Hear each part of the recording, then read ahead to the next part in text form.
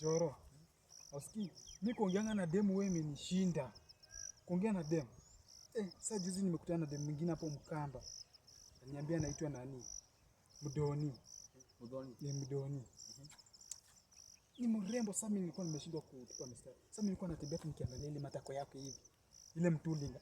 Alikuwa anatingisha vizuri. Mimi nilikuwa naangalia tu mtulinga venye alikuwa anatingisha. Anatingisha nikaangalia hivi.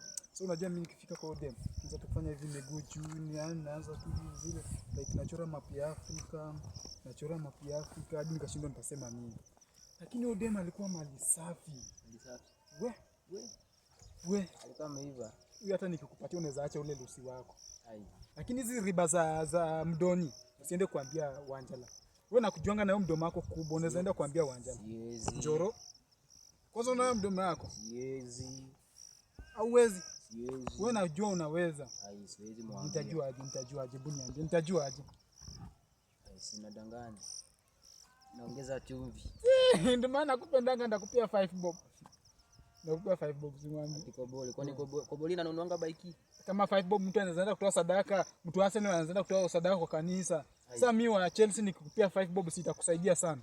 Itanisaidia nini? Njoro na hizo riba zako.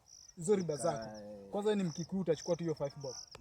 Nitachukua tu. Alafu si unajua si wali na ugali. Utakuja kwa tunapika kwa ukali. Kali na ingoho.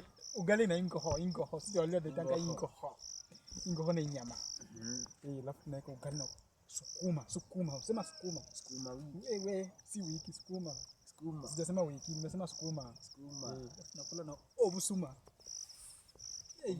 Obusuma ni nini hiyo?